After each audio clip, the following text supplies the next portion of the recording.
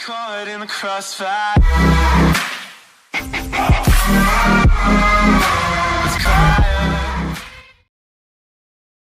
Assalamualaikum warahmatullahi wabarakatuh. Saya Usfatun Nadia dengan NPM 1711060199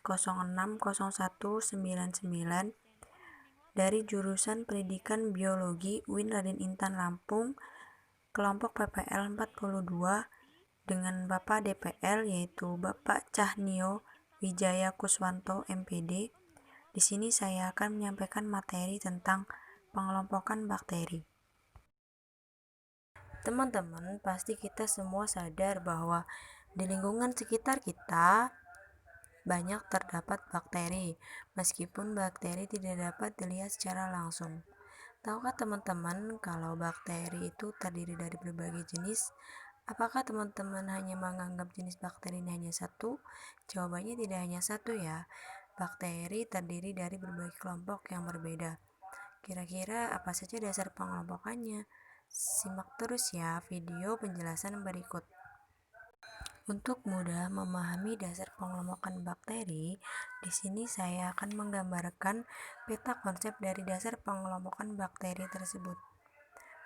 Dasar pengelompokan bakteri itu terbagi menjadi 5 bagian.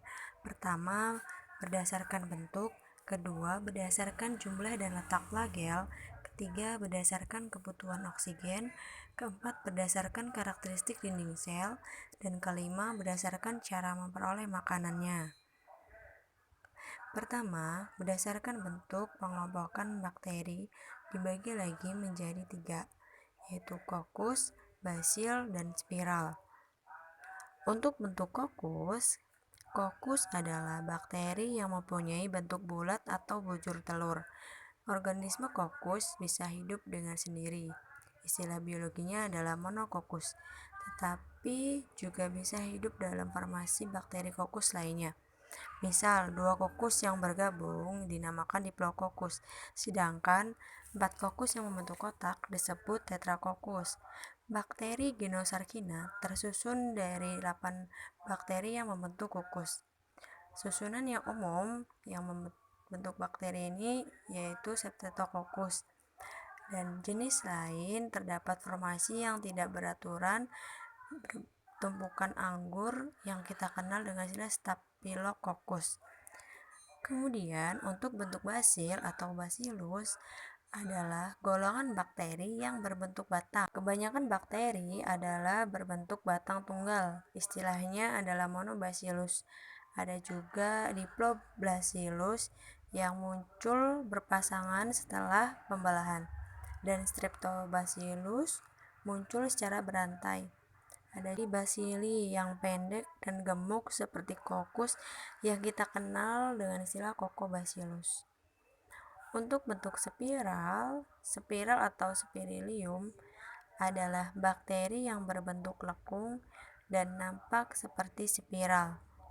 Variasi bentuknya yaitu ada vibrio berbentuk koma, jika lengkung itu kurang dari setengah lingkaran. Kemudian spiral jika berbentuk lekung itu lebih dari setengah lingkaran. Dan kedua, pengelompokan bakteri berdasarkan jumlah dan letak flagelnya. Flagela atau yang sering disebut dengan bulu cambuk adalah bagian dari struktur sel yang berbentuk batang atau spiral yang terletak di dinding sel yang berfungsi sebagai alat gerak. Pengelompokan berdasarkan flagel adalah yaitu yang pertama ada amfitritik, 1 flagela di setiap sisi. Kedua, ada peritrik, flagela di seluruh bagiannya. Ketiga, ada atrik, tidak memiliki flagel. Keempat, ada monotrik, 1 flagel di salah satu sisi.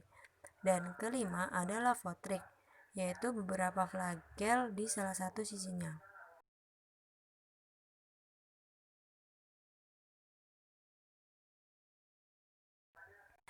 Ketiga, pengelompokan bakteri berdasarkan kebutuhan terhadap oksigen.